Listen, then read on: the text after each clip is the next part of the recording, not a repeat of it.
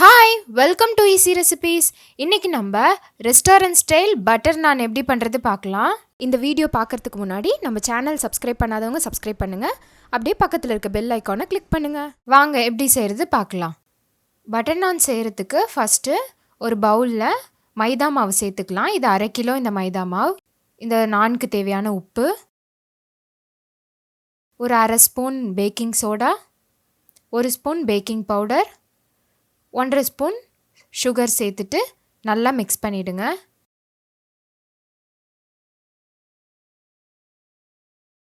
அப்புறம் 2 table spoon தயிர் எடுத்துக்கோங்க. நல்ல கெட்டியான தயிராக எடுத்துக்கோங்க. எடுத்துட்டு அதை சேர்த்து நல்லா மிக்ஸ் பண்ணிவிடுங்க.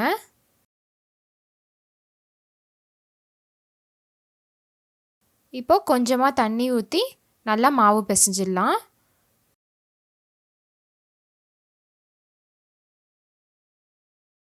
கொஞ்சமாக எண்ணெயும் சேர்த்துக்கோங்க.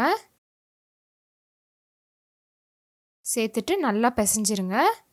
ரொம்ப டைட்டாக பிசைஞ்சிடாதீங்க, கொஞ்சம் லேசாகவே இருக்கட்டும்.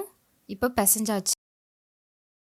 இதுக்கு மேலே கொஞ்சமாக எண்ணெய் சேர்த்து பிசைஞ்சு நம்ம ஊற வச்சிடலாம். ஒரு 1 மணி நேரம் இது ஊறினா நல்லா வரும். நான் ஒரு கிளாத் ஏதாவது போட்டு 1 hour ஊற வச்சுருங்க. இப்போ 1 hour ஆயிடுச்சு. ஒரு தடவை மாவை நல்லா இந்த மாதிரி பிசைஞ்சிருங்க. பிசைஞ்சிட்டு கொஞ்சமாக மாவை எடுத்துக்கோங்க. எடுத்துட்டு நான் ஷேப்பில் நம்ம இதை திரட்டிடலாம். கொஞ்சமாக மைதா மாவு போட்டு திரட்டிக்கோங்க. எண்ணெய் விட்டு திரட்ட வேணாம்.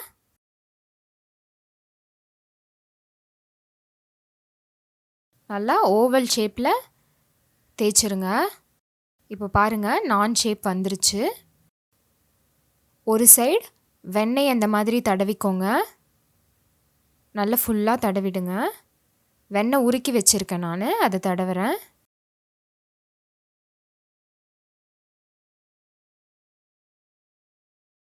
இப்போது இன்னொரு சைடு தண்ணி தேய்ச்சிக்கோங்க. லைட்டாக தண்ணி தெளிச்சிட்டு இந்த மாதிரி தேய்ச்சிருங்க.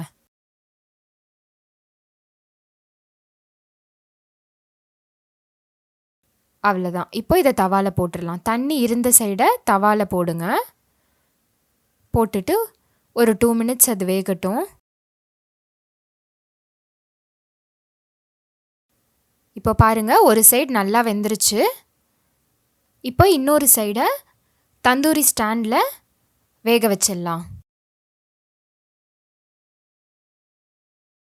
இந்த மாதிரி போட்டுருங்க. தந்தூரி ஸ்டாண்டில் போட்டுட்டு அனல் வந்து நல்லா ஹை ஃப்ளேமில் வச்சுருங்க. வச்சுட்டு வேக வச்சுருங்க. தந்தூரி ஸ்டாண்ட் இல்லாமல் எப்படி செய்கிறதுன்னு நான் அடுத்த நாளில் செஞ்சு காமிக்கிறேன். இப்போது இதை ரெடி ஆகிடுச்சு, எடுத்து வச்சிடலாம்.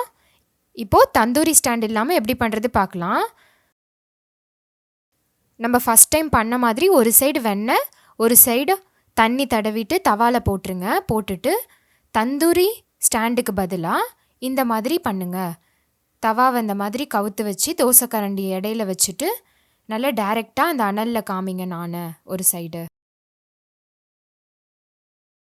இந்த மாதிரி டைரெக்டாக ஹீட்டில் வைக்கும்போது தான் அந்த நானோட டேஸ்ட்டு நம்மளுக்கு ஃபுல்லாக கிடைக்கும்.